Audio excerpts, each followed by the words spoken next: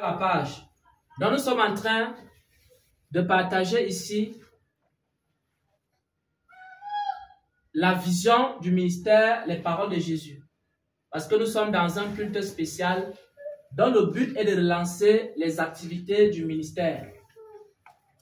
Et pour relancer ces activités, nous partageons une parole qui parle de la vision du ministère, les paroles de Jésus. Et nous allons lire Apocalypse 19 au verset 7. Apocalypse chapitre 19 au verset 7.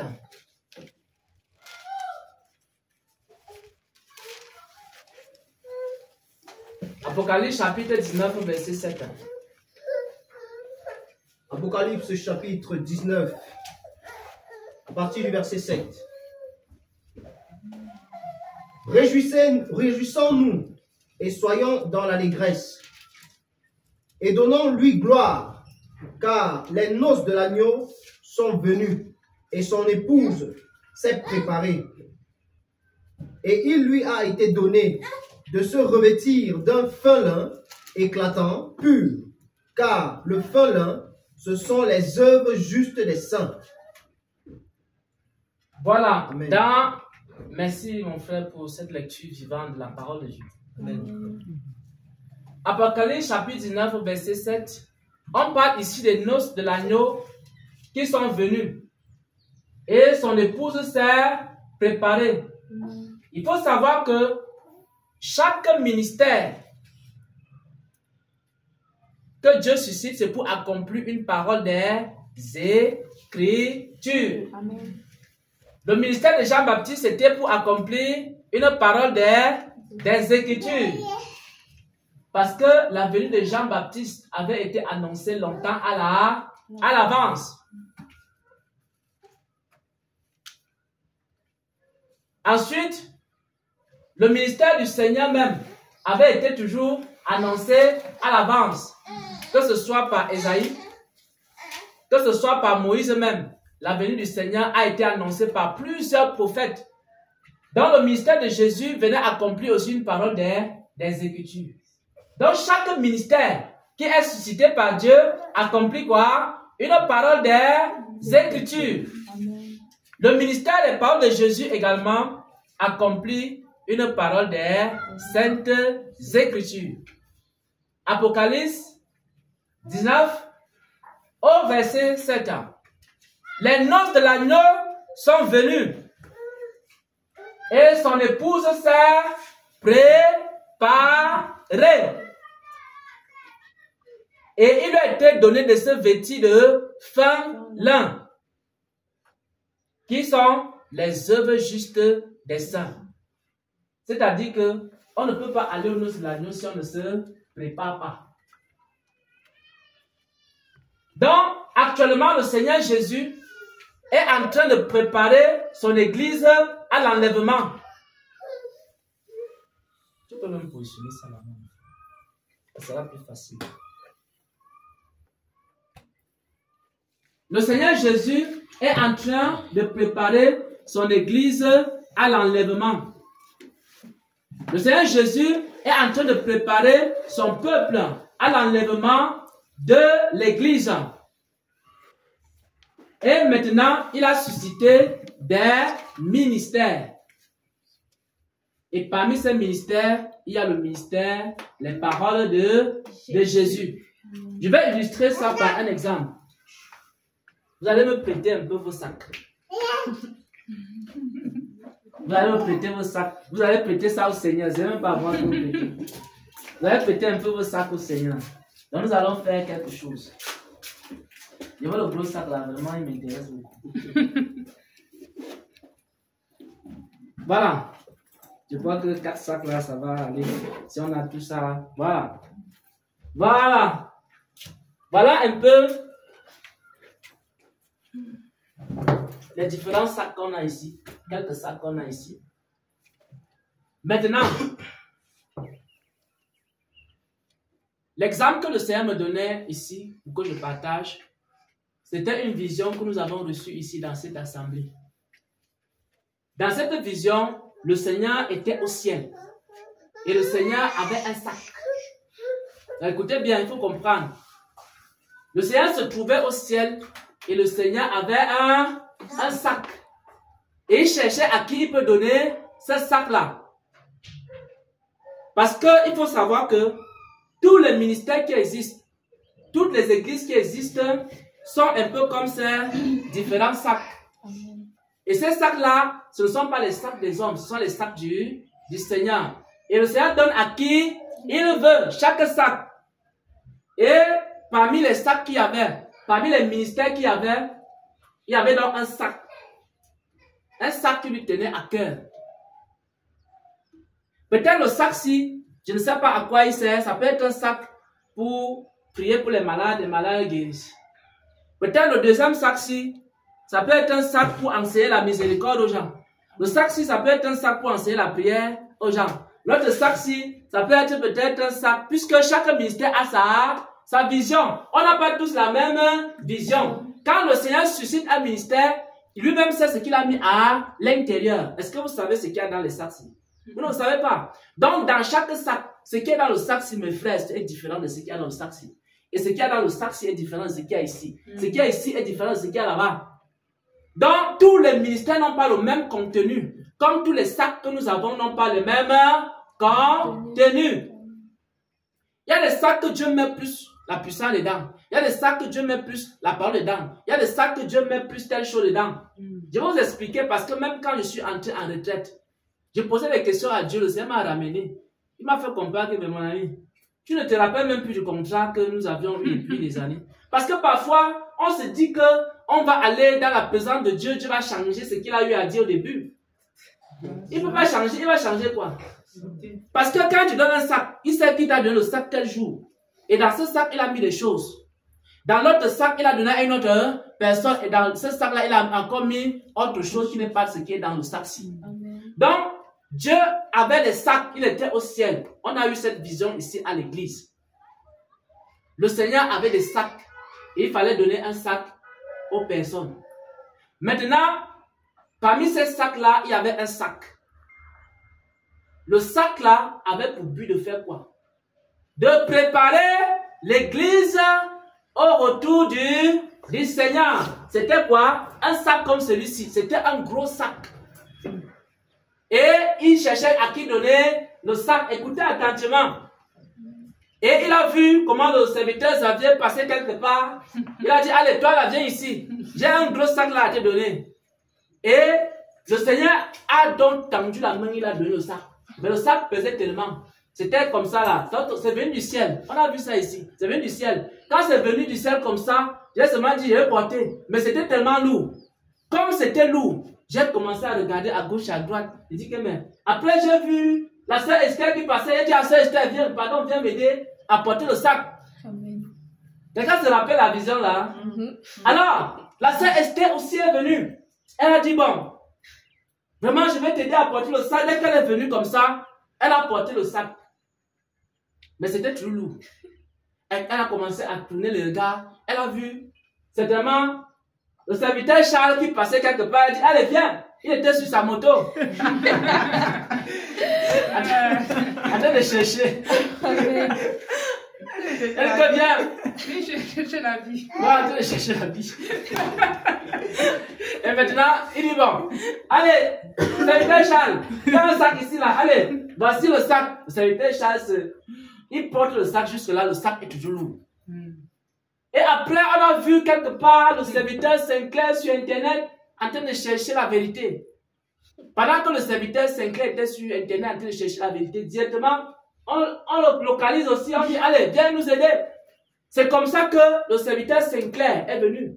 On voyait des gens qui venaient. Jusqu'à ce qu'on a vu, je crois, il y avait le frère Nelson, il y avait maman, Yvette, toutes ces personnes-là, on a vu. C'est dans la vision, le Seigneur a montré sa frère.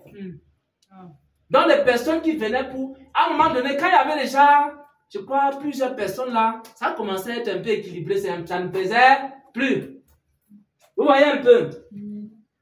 Dans le sac-ci là, qu'on nous a donné, c'est le ministère, les paroles de Jésus. C'est qu'un jour, j'étais dans ma chambre. et j'entends ceci. Tu es mon serviteur. Je t'ai appelé pour préparer mon église à l'enlèvement. C'est le jour-là qu'il m'a donné le sac. Il m'a dit, tu es mon serviteur. Je t'ai appelé pour préparer mon... Il ne m'a pas donné le sac-ci. Hein. Je ne sais pas ce que le sac-ci contient et ça ne serait pas mon problème. Ce que Dieu a donné aux autres églises, ça ne me regarde pas. Peut-être qu'il y a des gens que Dieu les a appelés pour enseigner aux gens le mariage. Je ne sais pas. Je ne sais pas. Je ne sais pas ce qu'il y a dans l'autre sac. Parce qu'il y a des gens qui te disent que non. Dieu m'a appelé seulement pour guérir les gens. Donc moi, je ne connais même pas prêcher et tout ça. Je ne sais pas. D'autres vont te dire que Dieu m'a appelé seulement pour baptiser. Je ne sais pas. Il y a des gens peut-être que Dieu a seulement appelé pour baptiser. Il y a d'autres que peut-être va te dire que Dieu m'a appelé juste pour soutenir les serviteurs de Dieu. Pourquoi? Parce qu'il y a plusieurs sacs. Voyez un peu. Mais le sac que Dieu nous a donné, je vous explique le mystère des paroles il ne faut pas qu'on se trompe ici. Parce que on n'est pas là pour imiter quelqu'un. Parce que j'entends les gens dire, oh, l'église telle, vous pensez que vous êtes les seuls serviteurs. On n'est pas les seuls serviteurs sur la terre. On a reçu quoi? Un sac. Et le sac qu'on a reçu contient quoi? Le sac qu'on a reçu contient le fait que on doit préparer l'église au retour de Jésus-Christ. Donc je vous en prie, frères et sœurs en Christ, serviteurs de Dieu, excusez-moi, si chaque fois je me présente, je fais des vidéos et je dis, peuple de Dieu, enfant de Dieu, corps de Christ, c'est parce que le Seigneur m'a envoyé vers le corps de Christ. Amen. Et excusez-moi, si chaque fois dans les vidéos, je dis toujours, il faut se préparer au retour du Seigneur. C'est ce que le Seigneur m'a appelé pour faire. Il y a peut-être des gens que Dieu a appelés pour faire les mariages. Moi, je ne peux pas dire ce que Dieu ne m'a pas envoyé faire. Sinon, est-ce que le Seigneur va me récompenser pour une œuvre pour laquelle il ne m'a pas appelé? Non. Quand il m'a donné le sac, il m'a dit, va, tu prépares mon peuple à mon retour. Amen. La deuxième chose qu'il m'a dit maintenant, parce qu'il faut comprendre le contrat. Amen, amen. Les termes du contrat. Il faut connaître le contrat ici. On est dans un contrat ici. Amen. Il m'a dit que il va me donner les paroles. Écoutez attentivement. Hein. Il a dit, vas-y pour préparer mon église à mon retour. Je vais te donner les paroles. Amen. Ces paroles-là, dans ces paroles, il y a la lumière. Il y a la compréhension. Parce que le peuple de Dieu ne comprend pas les choses de Dieu. Tu vas donc beaucoup expliquer. Donc, excusez-moi. Si tout le temps je dis j'ai la révélation, j'ai la vision, j'ai le songe, j'ai la prophétie, ça fait partie du contrat. Dieu a dit qu'il allait me donner quoi? Les prophéties. Ne me tue pas à cause de ces prophéties. Parce qu'il a dit quoi? Je vais te donner quoi? Les prophéties. Je vais te donner quoi? Les visions. Je vais te donner quoi? Les révélations. Je vais te donner quoi? Les songes. Donc ne dites pas, le frère Xavier est encore venu avec un songe. Il va encore nous troubler ici. C'est ce que le Seigneur m'a envoyé faire. Il a dit quoi? Le contrat que j'ai avec Dieu, c'est que je dois préparer l'église à l'enlèvement avec des paroles. Amen. Et ces paroles sont lumière. Et ces paroles vont faire en sorte que les gens passent des ténèbres à la lumière. La puissance de Satan à Christ. Il m'a dit cela. Ensuite, troisième chose, il m'a dit que je dois mémoriser ces paroles. Je dois les enseigner et les mémoriser. Donc moi-même, je dois pratiquer les mêmes paroles. En même temps, je dois les enseigner aux autres. Quand je suis parti dans le programme de 40 jours de jeûne et de prière, et que je posais la question à Dieu, je disais que bon, quand on dit qu'il y aura le réveil dans les paroles de Jésus, là, le réveil dans le mystère, les paroles de Jésus, ça va se passer comment? Explique-moi un peu le réveil là. Mais c'est là que le Seigneur m'a rappelé que, mais mon ami, tu ne connais pas le contrat que nous avons dès le début. Mais le réveil là va se passer à travers les paroles. Pendant que tu seras en train d'enseigner les paroles de Jésus, moi je serai en train d'opérer des miracles. Pendant que tu seras en train d'enseigner les paroles de Jésus, moi je serai en train de guérir les gens. Moi, il sera en train de donner les dons spirituels. Il sera en train de travailler dans la vie de ceux qui t'écoutent.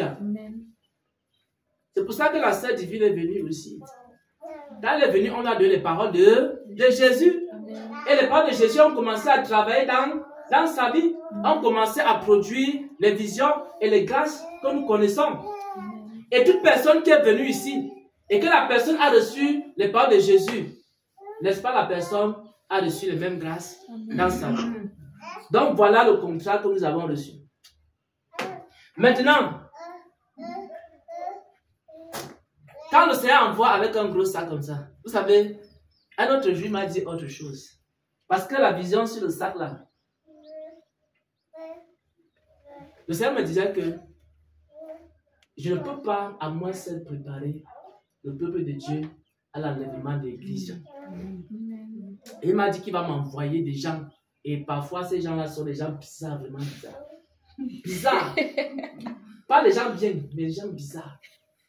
Donc, je savais déjà dès le début que je vais rencontrer des gens bizarres, des gens avec des caractères durs, des gens avec la connaissance, des gens avec les dons comme ça là. Ils te regardent comme ça, ils te minimisent toi-même le prophète là, ils te disent que toi-même tu es qui? Des prostituées, des homosexuels. Il m'a montré un jour, le Seigneur me dit que voici maintenant les gens avec qui tu vas travailler. Donc je vois comme ça, il me dit bon, dans cette affaire, si tu ne peux pas travailler seul, tu vas travailler avec les gens. Et il me dit, voici tes compagnons d'œuvre. Quand il me dit ça, je guette, où sont mes compagnons d'œuvre? Je vois les homosexuels, je vois les prostituées, je vois les gens violents, je vois même les fous, les malades mentaux. J'ai vu, frère. Je sais que mes futurs compagnons d'œuvre, ce sont les gens zing fous, les malades mentaux. Je vais les envoyer ici, je vous dis la vérité. On va prier pour ces gens, ils seront délivrés. Et ces gens-là vont servir le Seigneur puissamment. Le Seigneur m'a dit que mes compagnons d'œuvre là, ce sont les anciens drogués, ce sont les quoi encore là, les malades mentaux. Maintenant, je ne suis pas surpris que vous voyez un malade mental venir ici, là, commencer à dire des choses bizarres. Dit que, mais qu'est-ce qu'il fait ici? C'est ma part qu'on m'a donné là-bas. Voilà.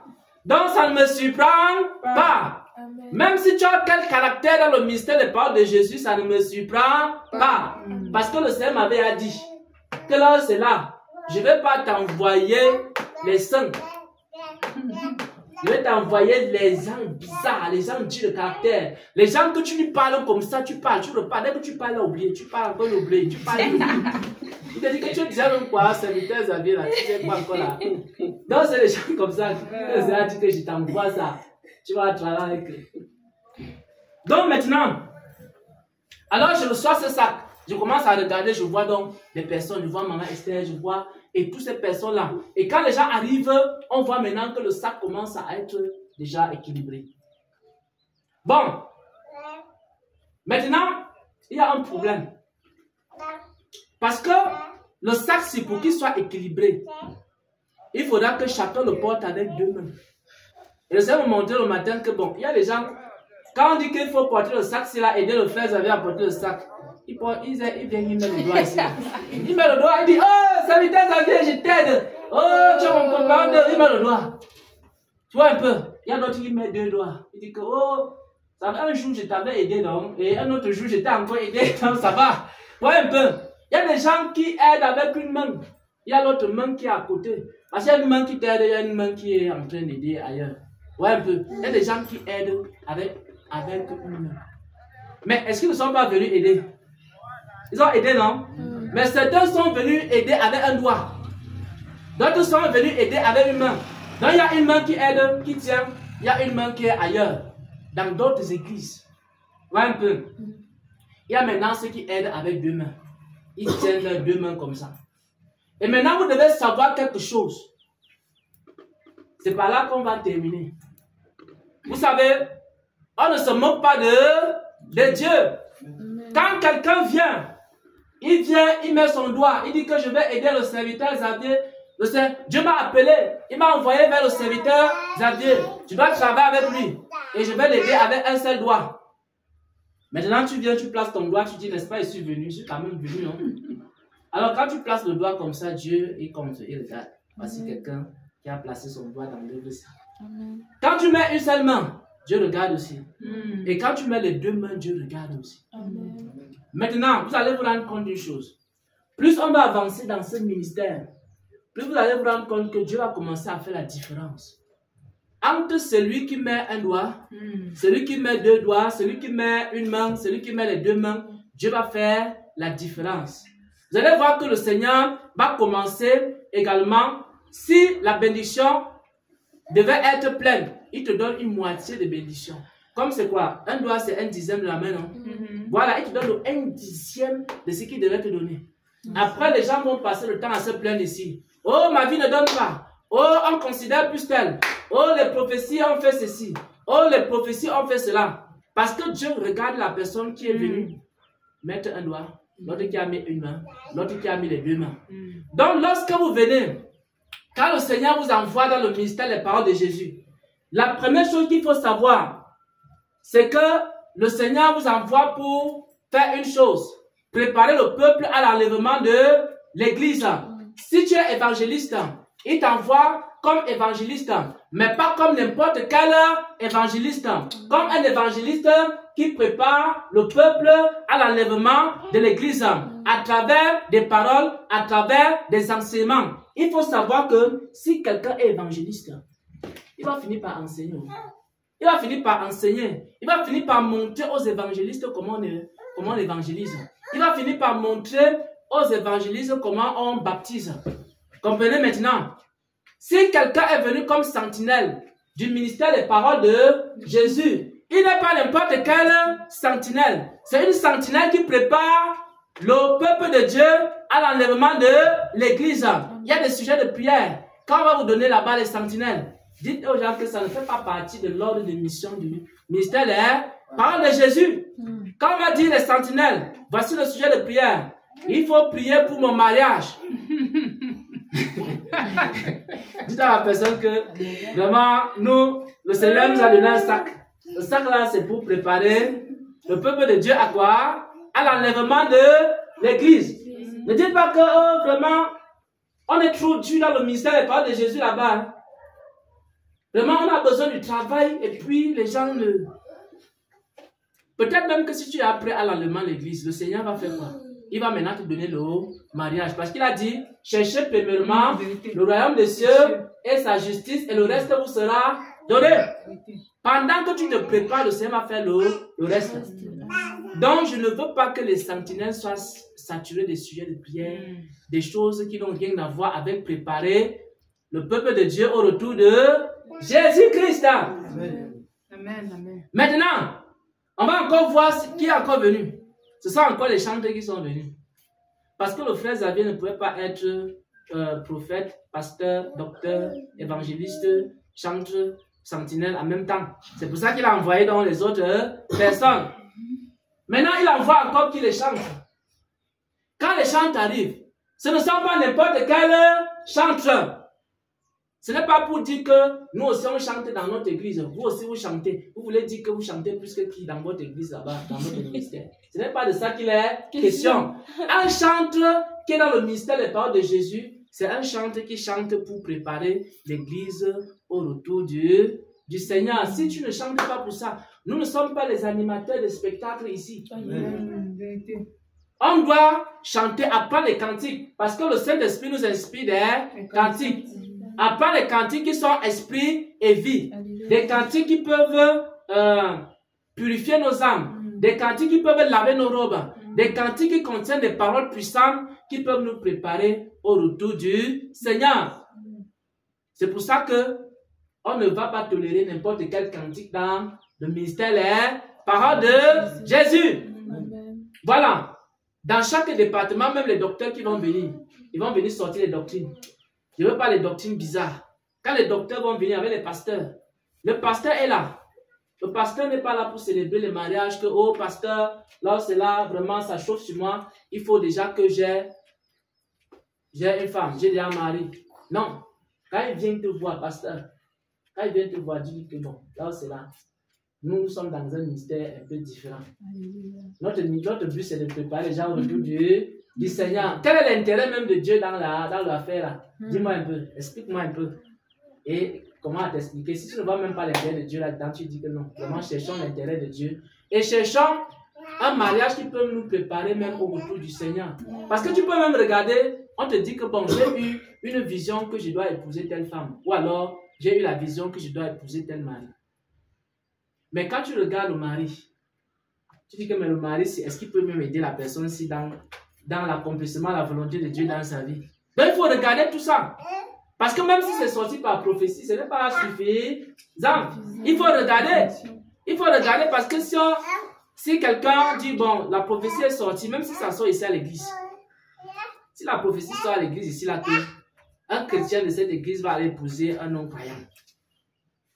Nous, on va dire à la personne que, bon, je ne sais pas en quoi est-ce que le non-croyant va t'aider pour te préparer au retour du Seigneur. Parce qu'il va seulement venir avec les choses de la chair et ça va remplir tes oreilles. Et ça va te détourner comme on a détourné Salomon. Voilà un peu. Donc, voilà la mission et voilà la vision. Le Seigneur nous a appelés. On n'est pas là pour faire la concurrence avec les autres églises. On n'est pas là pour dire que non, nous sommes les meilleurs, nous ne sommes pas les meilleurs. On reste dans la feuille de route. Je vous dis la vérité, Dieu connaît ce qui nous a appelés. Hein. Je vous dis la vérité. Parfois, quand toi tu oublies la mission, Dieu te rappelle. Je dis, je suis allé devant le Seigneur pendant les 40 jours-ci. Dieu m'a rappelé, m'a dit que bon, mais tu t'avais dit quoi? Qu'est-ce qu'il t'avait dit même depuis le début? Est-ce que tu penses que ça a changé? Il t'avait dit que tu dois faire ceci, cela. Après, on va voir maintenant les vidéos. Puisque c'est après ça que j'ai dit, bon, il ne faut pas que j'arrête de partager la parole. De temps en temps, même si on évangélise, même si on fait n'importe quoi, le ministère c'est basé sur la parole d'abord. Il y aura toujours la parole dedans. On va toujours prêcher et parler aux nations et parler aux églises. Donc, il ne faut pas dire que le frère Xavier est qui pour parler, pour venir parler aux églises. Il est d'abord quoi, il a fait quoi dans la vie. Non, c'est la mission que j'ai reçue. Chacun a reçu sa part de mission et chacun doit rester. Donc, chacun a son sac. Bon, maintenant, je pense que chacun peut récupérer son sac. Voilà. Donc, nous rendons gloire à Dieu.